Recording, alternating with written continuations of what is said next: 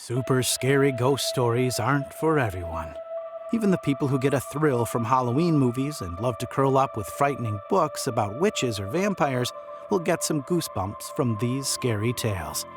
You may even live near one of the haunted places that inspired these stories. After all, they're set all over the country, and after reading through this roundup, you might be inspired to visit one of the spooky ghost towns talked about here. The Crying Lady in the Dakota, New York, New York. The Dakota, an apartment building in New York City, has been home to many rich and famous residents since it opened back in 1884. John Lennon and Yoko Ono moved into the building in 1973, and John was also assassinated outside the structure on December 8, 1980. Before his death, John claimed he saw a crying lady ghost roaming the halls. Then, after John died, Yoko, who still lives in the building, said she witnessed John's ghost sitting at his piano. Yoko said John told her, "Don't be afraid, I am still with you." The Bell Witch, Adams, Tennessee. If you're a scary movie lover, you might actually know about the Bell Witch. The films An American Haunting and The Blair Witch Project are both based on the story. Way back in the early 1800s, a man named John Bell moved his family to an area in Tennessee called Red River, which is now known as Adams, Tennessee. After they had settled in the new home, some peculiar things started happening. The Bell family began hearing some bizarre noises, including dogs barking, chains rattling, rats chewing, and a woman whispering. Soon that woman became known as the Bell Witch, and many people believe she's the ghost of a former neighbor of the Bells, Kate Batts. Batts and the Bells had a dispute over land, and she had sworn vengeance on the Bell family before she died. Later on, Bell died from poisoning, and it's rumored to be the work of the Bell Witch. The Ghosts of the Crescent Hotel, Eureka Springs, Arkansas. Spend the night in the haunted Crescent Hotel in Eureka Springs, Arkansas, which opened in 1886.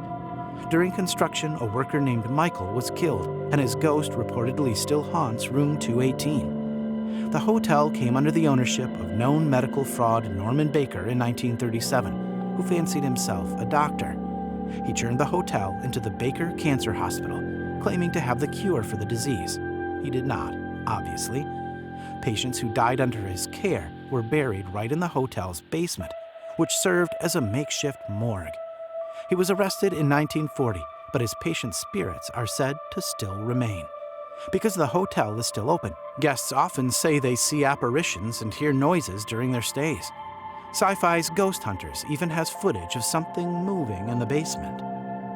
Hug and Molly, Abbeville, Alabama.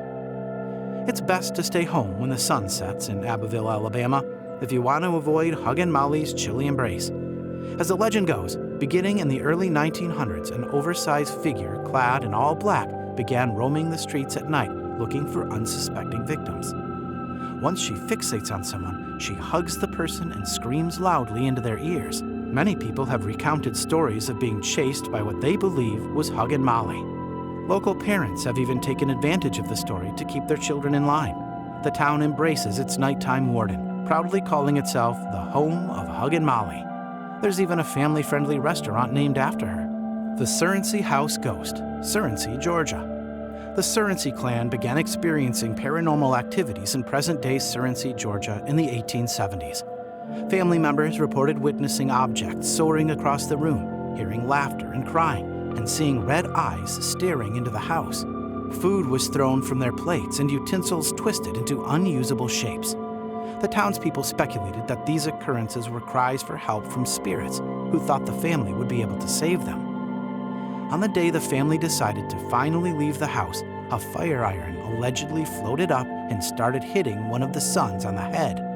No one was ever brave enough to live in the house again, and the building went up in flames in 1925. The Ghost of Bellamy Bridge, Marianna, Florida.